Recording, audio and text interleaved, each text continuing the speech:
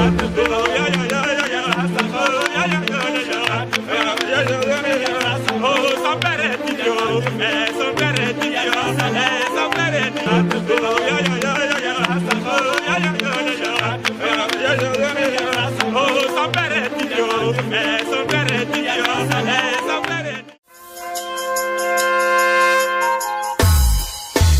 Jésus leur dit, allez dire à Jean, ce que vous avez vu, ce que vous avez entendu, que le boîte marche, que le sourd entende. Moi aujourd'hui je témoigne la gloire. Lelo actu c'est pour ça mais lelo ya kobengana mwasi ya Vedadi Dikambala. Et le ndengeni.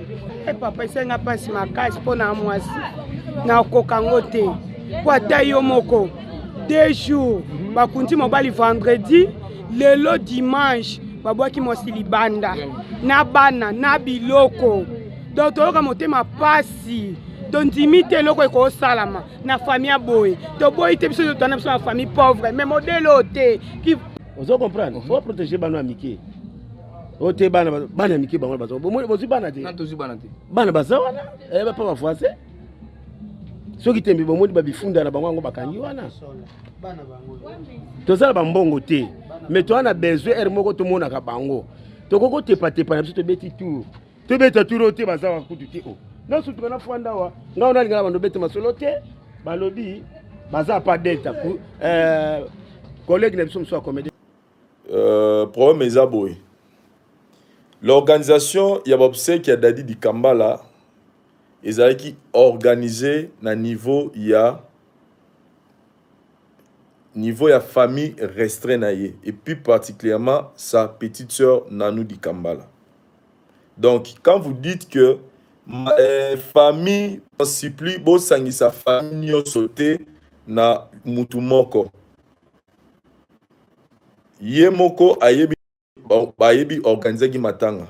Moi qui vous parle, je suis le cousin de Dadi Dikambala et na nenge ba botami, moi je suis le moins âgé na bango et je pense que dans mes explications passées j'ai eu à expliquer toutes ces choses. Donc toutes les décisions qu'ils peuvent prendre biso toza wana kotala bango mais toza to les décider parce que bango baza bandengone propre. Donc Nanou Dikambala mutu organisé ki ba obsèque azali avant dernier Yabadadi en collaboration avec toute famille ne babotami. Donc o tata mwasi, o papa leki, o noko, o mama leki batikali kokota na organisation ya matanga wana te. Donc batu organiser ki matanga wana c'était directement la personne qui a engagé des dépenses, c'était sa sœur Nanou. Donc biso toyaki matanga wana lokola ndeko na biso akufi. Donc on se limite là.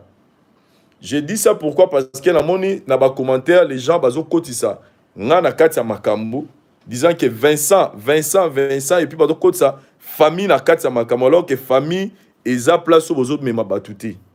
Donc famille eza place au bozo mema batuté, o famille ekoti makambo non.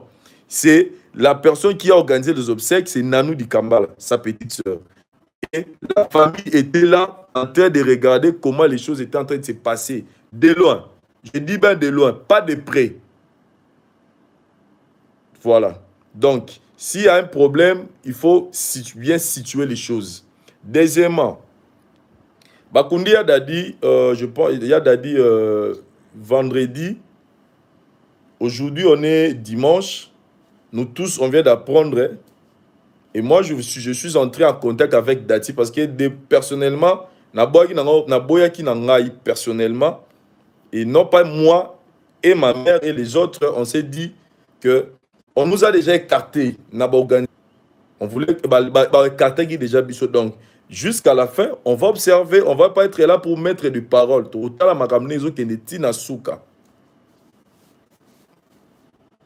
Et Basali Bareno na Bango, ce n'est qu'aujourd'hui, moi je viens de parler avec Dati pour qu'elle m'explique comment les choses se sont passées. La famille, je peux dire la famille biologique de Dadi, ont décidé, selon Dati, n'a expliqué, n'a Basali réunion, balobi fouté là. Bah, il dit que non, il faut pas Panzana, Gisèle fa quitter Ndakouana, bango badie Gisèle a récupéré garantie à ndaku parce que muta ofuta su ndaku azate ya dadi a sakufi wana selon dati je n'étais pas présent donc na boyi na nga okende pour ne pas tamsu na yoka kanda na lo makamsu ça bien té donc selon famille Gisèle il faut abimana ndaku wana pour pas récupérer garantie parce que la personne qui paye la maison a couffé déjà comme ça bon on récupérer la garantie il y a un te permettre à survivre na bana donc au moment où je vous parle Gisèle abimi nanda kwa pose c'est la bonne garantie et dati azana dati pe azongi na quel côté ya maman na bango et voilà un peu donc ngai loka na ngina isenga na batu beaucoup tsanga na makambo te de lo na sengika na batu yango wana de loin ou de près je ne fais pas partie de tout ce qui se passe na makambo oyezo le kananda kwa ya dadi de loin ou de près je ne fais pas partie ya makambo oyezo le kawana je suis d'abord contre toutes ces choses qui se passent là-bas je dois être sincère je suis contre les 15 000 maman langa celui qui a géré cet argent c'est Nanou di Kambala, sa petite sœur. Ninga, na monata billet ya mbongo wana te. Ni moi, ni ma mère, ni notre famille. Muta asimi mbongo wana bane tina suka c'est sa petite sœur. Donc famille te. Ta bozo ba famille, botika lo ba famille te. Muta asimi mbongo wana. Muta sali ba dépense à matanga ya dadi depuis akufa tina suka c'est Nanou di Kambala, sa petite sœur. La famille était très loin. Na organisation matanga o eza la famille à côté ya papa biso eza la famille côté ya maman o ya boti bango muta pusani azate Nanou a fait des choses de sa façon a organiser obsèque na ndenge na ye donc faut pas mélanger les gens na makambo donc ne mélangeons pas les gens aux famille te vraiment j'insiste sur ce point famille te Nous organisé matanga oyoza Nanou di Kambala sa petite sœur du début à la fin je pense que batbagi na morgue batali ba mona ki donc botika ko bimisa famille botika ko bimisa lo ba famille pona ko mbome ya dadi ba mboma ki ya dadi ku fina cancer déjà état zalaki nango bon je vais pas entrer de profondeur pour son ba nous ça na sous passe je suis pas là pour dire des détails mais on l'avait mbomé donc ba respectagi chronomètre ya ko mbomé mais moi, j'insiste seulement sur un aspect très important. Dans tout ce qui va se dire dans Makambuya Dadi, moi, je ne fais pas partie de cette organisation Matanga Wanati. C'est lui qui a organisé les obsèques, qui s'appelle Nanou di Kambala, sa petite sœur. Elle a organisé les obsèques, c'est elle qui avait l'argent, les 15 000 $ au Bapesaki. Et ça, et à la dernière information, on a dit à sali dépense sur 15 000. Donc 15 000 sont ici là qui n'a pas dépense, n'y a sali ba dépense na ye. Donc toi côté sabatu mususu te na makambo etali bangote. Makamba famille ezara makamo ba ya rocha mutu na makasi te. Nga Vincent abatabala ya dadi, il faut pas pesante. Moi je suis son cousin, je suis pas liné direct qui ya botami boyenga botami boyete donc tant que ba botami direct ba zuma kamwa mais ba lui ke bango ba sa makamwa ya na bango ngala go ya forcété ni maman nanga ni ba oncle nanga ni soki ba côté pe ya maman na bango donc tobi misa batu na makambu oyo etali mudo si vous voulez si vous voulez connaître savoir plus dans Betali 15 000 il faut poser la question à Nanou di Kambala, celui qui a géré cet argent du début à la fin. Timbo Angwa Sili et Sili. Dans Betali Gisèle, je souligne bien que selon explication à Dati, Gisèle Baibisi Abimananda Kouana, parce que Mouton Fouta Sunda Kouana Zate a récupéré garantie pour Mouton Kotananda Kouana pour que Bazoum Selaye Mbongwana. Donc voilà un peu. Donc Mouton Liembongwa Dadi Azate. Mutu morote à côté na oh azu ata différenté. Moi c'est pas pour faire l'orgueil, c'est pas pour faire le vantardisme mais moi je fais partie à Batoyo, Barosunga, Badati, ba Julia, ba Lidor, ba Tegra. Moi je ne saurais jamais le voir souffrir. Donc biso pona ngande fona ngapo na ngafona côté le boko na poche pona sunga bana wana. Et non rezoa 10 francs ya matanga pona rolugana si ça va passer non, je suis pas dans ce cas-là, ya batona. Donc, Botuna, Namamwetali, Matanga Dadi di Kambala, organisation Moutasali Ango Ezalaki, Lekinae Nanou dit début à la fin. Ce n'était pas la famille. Je souligne bien, ce n'était pas la famille et ce n'était pas Vincent.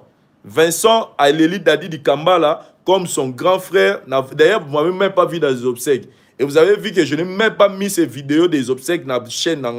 Je pense que c'était même un signal pour moi, pour vous comprendre que... Et puis, je pense que pour mon route de l'obsèque, j'étais présent, mais je n'ai pas voulu être là pour que... Pour nous relaxer, donc, Bobby Missa, famille na makambu ya mbongo. Famille ba yebi ndenge mbongo dépasse melete.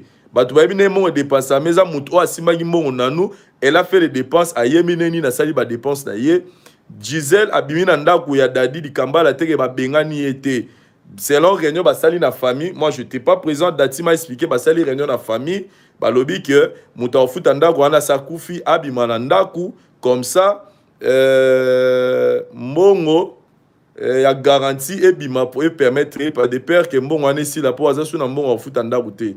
Donc voilà un peu la situation ndenge ezali. O ba bengani Gisèle non, ba bengani so vite ba bengani c'est un peu trop dur. Donc abimi na ndako pour na permettre ba bayer bazwan ba récupérer ndako pour azung c'est mbongo. Wana explication ya Dati. Donc voilà un peu. O etikali écoute quel maman nzambe likolo biso na se, nous on continue à vivre. Moi je fais ma vie, on continue à vivre, hein, toujours Sambela. Maman Liv Lembe, je voulais préciser une chose, je l'ai toujours dit dans mes émissions, Maman Liv Lembe a toujours soutenu la vie naïe. Maman Liv était présente. Mais tant que Maman Liv ayaki kota la famille ya Dadi di Kambala, ayaki albaki boy. Maman Denise a sungi biso poto kunda Dadi avec $15,000. Et ye ayaki na biloko akolia pour nous resunga batu pendant temps nyonso bavandi ya matanga soki 3 semaines pour bazanga biloko akolia te. Maman Liv a payé ça $25,000 te, maman Liv a payé ça $40,000 te ne batu balobara non. Le seul argent au ekota pour na rosala bobseki ya Dadi di Kambala les ali bongo les $15,000 au maman Denise a payé ça. Et les 15,000 là c'était géré par Nanou, c'était pas qu'il y avait déjà bazaki wana bazo surveiller te. Asali makamnae na ndenge na dobo tika ko fingi sa famille. Botika kufinga famille ba Dadi miyibi, famille ba Dadi bandoki, mema pona ngai Vincent, biso no so famille to vandaki na musika tozotala ndenge baza ko organiser ba obsèque na musika. Donc na biso kutu ba wolola biso to na bilamba ba wolola biso alors qu'on est des innocents. Donc en tout cas bobimisa ba innocent famille baza innocent na makambo. Donc si vous avez des explications ba compte bloqué, te, en tout cas, les explications claires, c'est à Nanou di Kambala qu'il faut demander et non à la Gisèle. Alors, d'ailleurs, bimela bato ba lembongo, ba gérera gimbongo, bisote baba. D'ailleurs, bimela bato yo, ba gérera gimbongo. Bato ba gérer na bango mbongo te, ba yebi na bango ne dépense salamité. Ba yebi nenge nini makambo, nenge ba futaki ba cercueil, nenge ba soki ba fin, ba kino so ba catafalque, nenge ba sombaki ba nenge ba saki ba mabulu makambo tout wana. Dadi soka bimela bato na ba repese explication. Donc biso famille to yebi na biso logo te. Donc to yebe logo te, je parle de moi y compris. Moi je n'étais pas dans l'organisation parce que j'étais devenu bref. Yango na ngana loba to kene mulaite Vincent ne faisait pas partie de l'organisation de obsèques. Donc surtout ya biso ba Congo donc yebi kaka donc babimisala mutu boete so ba bengiote babimisala mutu te donc bolimbi sina bandeko nyonso ba mona que Vincent nenga zaki présent, il fallait Vincent azala impliqué. J'avais cette envie là, j'étais dévoué à gros. Il y a apporté coup de pouce pour que Bobsek wane ala nenge to mona ya ba pululu nenge to mona ya ba mindondo nenge to mona ya ba mundweri. J'avais cette envie là, mais quand on ne veut pas, comment on va forcer? On va pas forcer les gens. Donc Nanou di Kambala, c'est sa petite sœur propre, l'avant-dernier. Donc voilà un peu, c'est elle qui gérait l'argent, c'est elle qui a géré les dépenses du début à la fin. Donc si vous avez des questions, il faut la poser, pas poser à Vincent. Ne traitez pas Vincent Mouyibi, ne traitez pas la famille Mouyibi, ne traitez pas ma famille Bandoki, alors qu'il y a quelqu'un, oyoyo, à Zosalango. Donc voilà un peu ce que je voulais apporter. Gisèle a Bengani Gisèle était, mais ici Gisèle, selon Dengue Dati a expliqué nga, ici Gisèle juste kaka a dégagé pour que Mndaku wana comme il y a des diazas sous-soutés à récupérer garantie wana de permettre bango baye banenini bakoye Donc voilà un peu. Pour le reste, en tout cas, posez des questions à Nandou Dikala, elle est mieux placée pour vous expliquer. Vincent, elle est 10 minutes alors qu'elle a tout bouffé, ça sert bien. Nayebi nangate o, nayebi nangate neni basai ba dépense, nayebi l'autre côté. Donc nayebi te pour natika mon ata billet mo mbongo wana te, donc nayebi nangate. Moi de mon côté, ya Dadi, je l'ai beaucoup aimé dans ma vie. Donc je ne saurais pas voir Alidor, Tegra, Stéphanie ou Messi ou Dati souffrir alors que va tout mais surtout place au Coca-Cola là. Donc Dieu il est le père des orphelins. Donc moi je suis un orphelin, je sais comment Dieu agit pour les orphelins. Donc je sais que ce Dieu-là ne va pas abandonner Dati, ne va pas abandonner Julia, ne va pas abandonner Stéphanie, ne va pas abandonner tous ses enfants. Donc voilà un peu. Numéro 1, Gisèle, je pense que je vais publier ça même. Je vais publier ça même demain. Mais il faut des autorisations d'ailleurs. Monica donc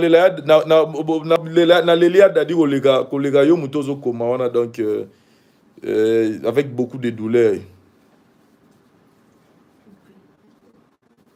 Donc notre famille, je souligne bien, maman nanga azana makambo wana te, ngai moko azana makambo wana te, ba oncle nanga bazana makambo wana te, côté ya famille ya maman ya Dadi bazana makambo wana te, parce que mutu oyo a géré matanga dépense ya matanga les 15 000 donnés par maman Denis, c'était Nanou Dikambala, sa petite sœur. Elle a fait des choses de yemoko ayebi ndenge na sali makamne et non ba famille. Donc je veux vraiment qu'on se comprenne. Je pense que je risque de me répéter dans le bara moko. Voilà un peu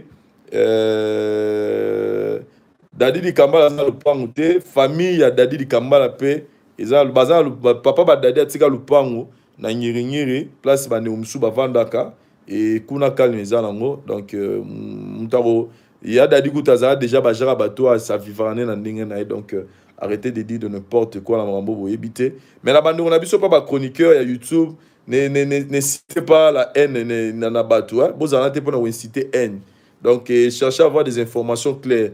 Gisèle abimi nanda kupo ba Gisèle abimi nanda kupo ne selon Dati po bazwa mbongo garantie tout ça.